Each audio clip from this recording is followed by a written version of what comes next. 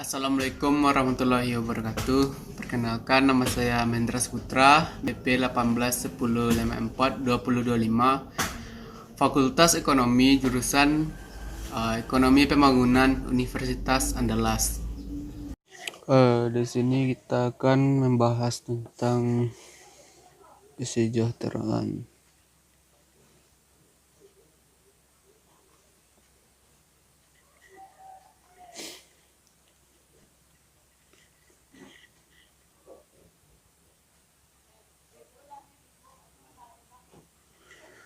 Pada pilihan sosial di mana negara dengan ekonomi yang berbeda akan disukai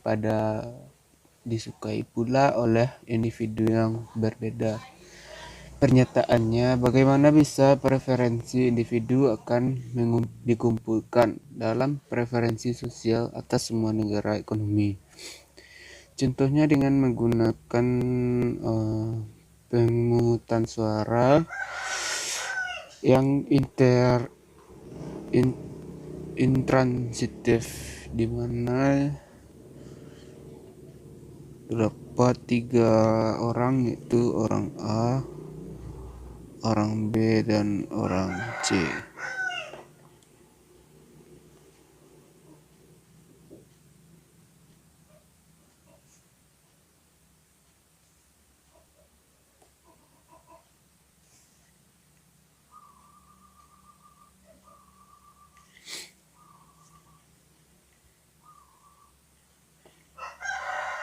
Memiliki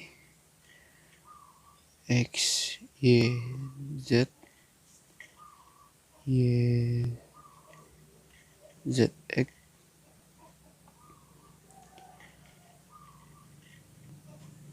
ZX, Y, di mana semakin tinggi lebih utama dan semakin ke bawah kurang diutamakan. Mana hasil suaranya di sini, yakni X lebih baik dari Y dan Y lebih baik dari Z, sedangkan Z lebih baik dari X. Terdapat di sini 0,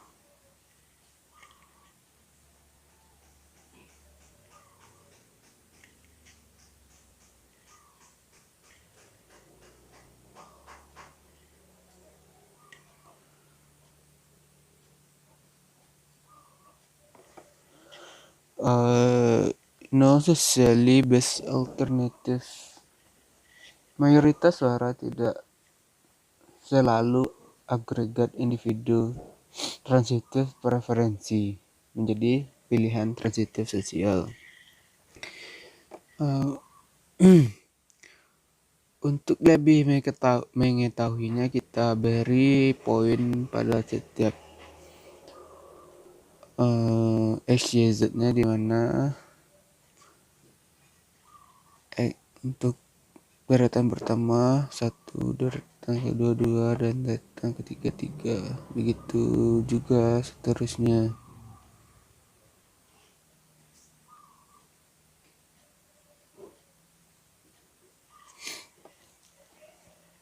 Di mana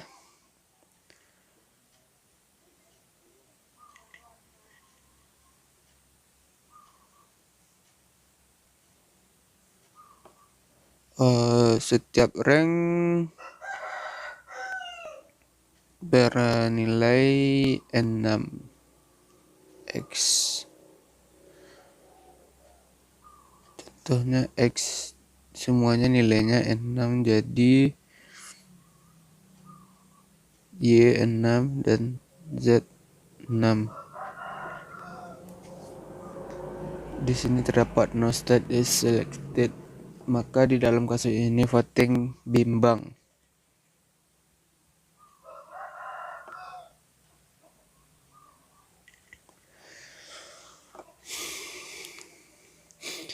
Selanjutnya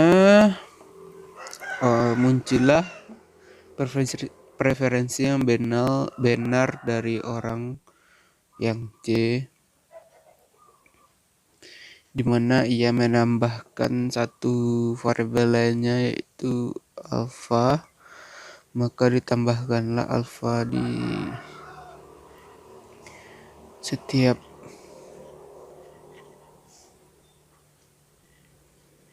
orang, yaitu 4,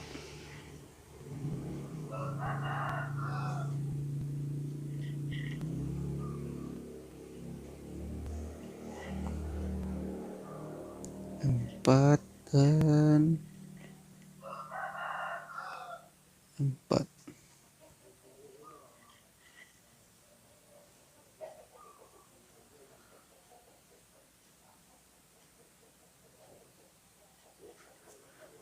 Lalu si C ini memindahkan alfa ini dari 4 ke barisan kedua, maka berubahlah menjadi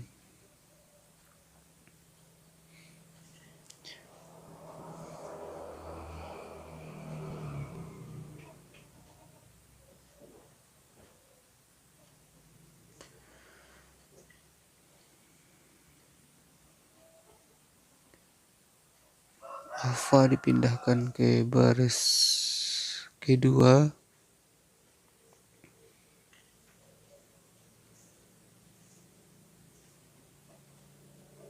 berubahlah seperti ini. Maka rank vote-nya X itu jumlahnya 1 ditambah 4, 5. 5 ditambah 3 sama dengan 8. Dan untuk Y 2 tambah 1, 3 tambah 4 itu 7. Dan Z dengan skor 6.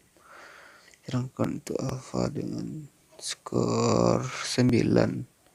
Maka dari ketiga variabel ini yang menang adalah Z.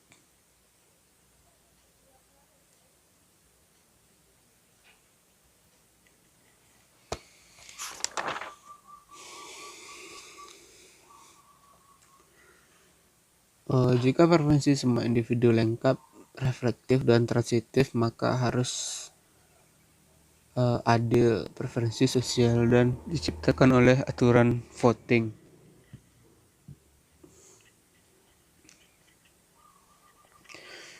Selanjutnya kita masuk ke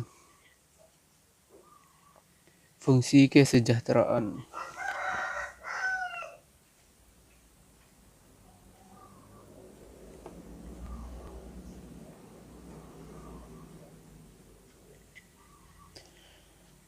Di mana yaitu adalah individu utilitas dari keseluruhan alokasi X. Untuk utilitariumnya yakni W sama dengan sigma N,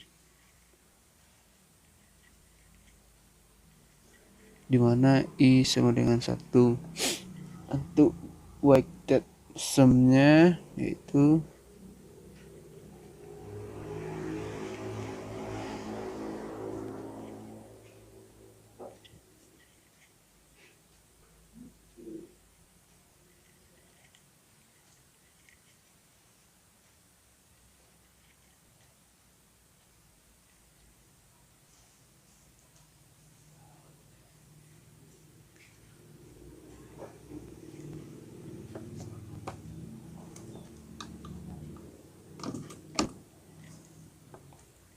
dengan AI besar dari 0 dan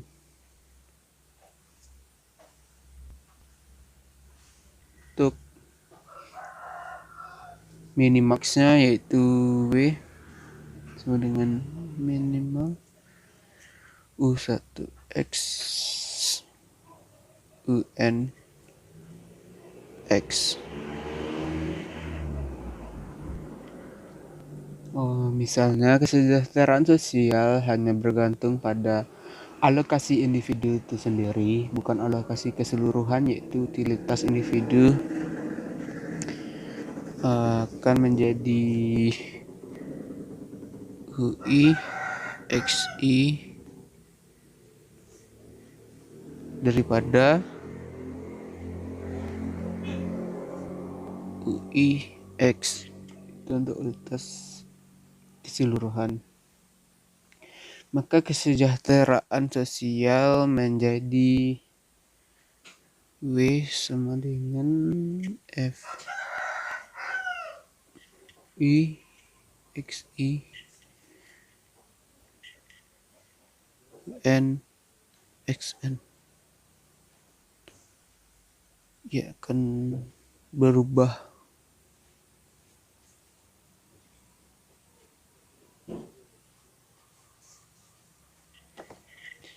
Di mana untuk F ini adalah increasing function. Selanjutnya kita masuk ke optima sosial dan efisiensi.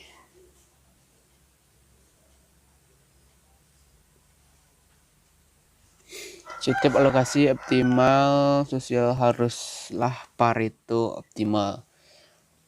Pareto optimal itu adalah suatu kondisi dalam perekonomian di mana tidak mungkin lagi membuat seseorang lebih baik tanpa mengorbankan seseorang menjadi kurang baik. Atau ketika semua pelaku ekonomi dalam kondisi kesejahteraan yang optimum. Mengapa?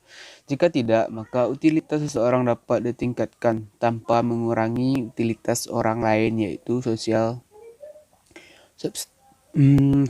suboptimality.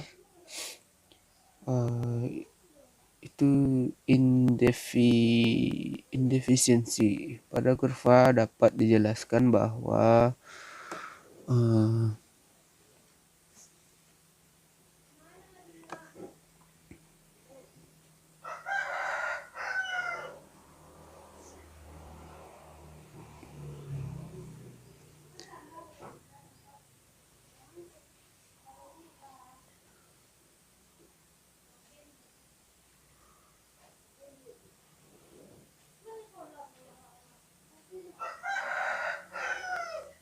disinilah welfare maksimum.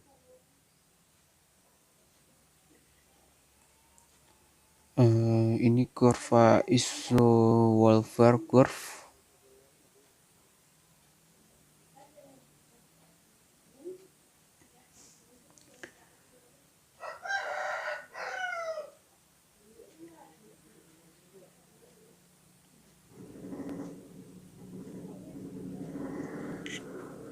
U1, U2.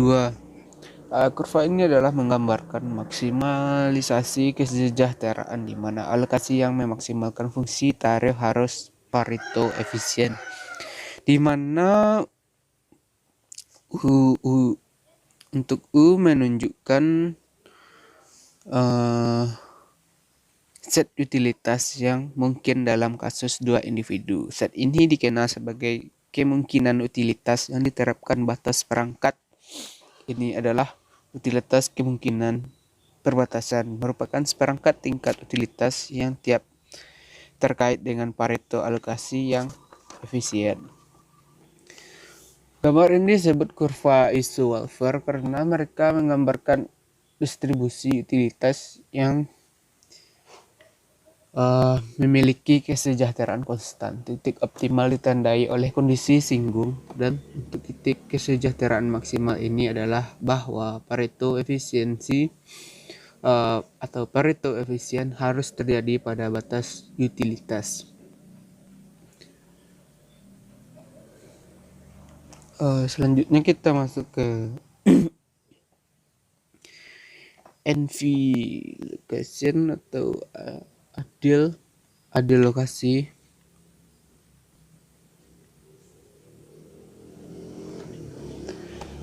Beberapa alokasi efisiensi Pareto adalah tidak adil. Misalnya seorang konsumen Memakan semuanya yang efisien tetapi tidak adil. Misalkan jika agen A lebih memilih alokasi sedangkan agen B untuk sendiri, maka agen A iri terhadap agen B. Alokasi dikatakan adil jika memang Pareto efisien dan iri bebas dan kurang adil. Terdapat tiga contohnya dalam kasus wakaf. Terdapat tiga agen wakaf yang sama di pasar kompetitif. Agen A dan agen B memilih preferensi yang sama, sedangkan agen C tidak. Agen B dan agen C berdagang, maka agen B akan mencapai bandel yang lebih disukai. Oleh karena itu, agen A harus envy terhadap agen B, yaitu dapat disebut sebagai alokasi yang tidak adil.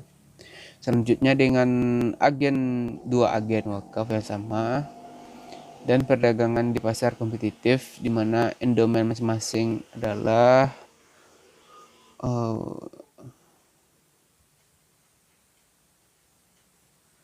untuk agen A W1 dan agen B W2.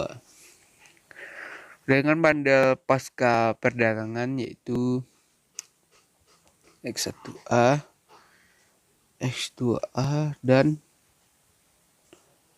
X1B, X2B.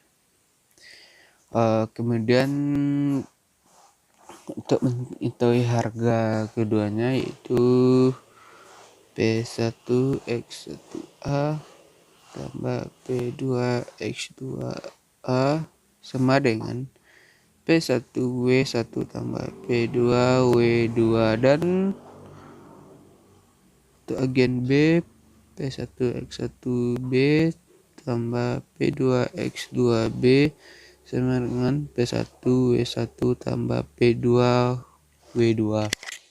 Misalkan agen A envy terhadap agen B, maka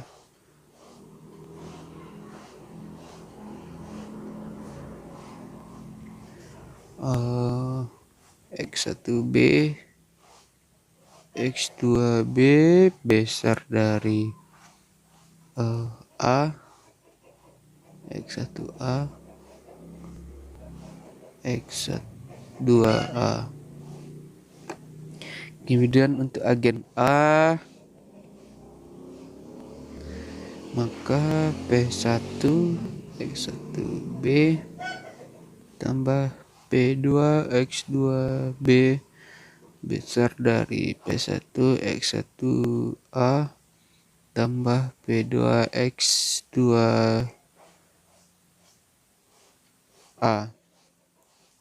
sama dengan P1 W1 tambah P2 W2. Maka kontradiksi tidak terjangkau untuk agen A. Keseimbangan kompetitif dari divisi yang sama harus alokasi yang adil. Dengan demikian, mekanisme pasar akan melestarikan jenis ekuitas tertentu. Jika alokasi dibagi sama rata, maka alokasi akhir harus adil.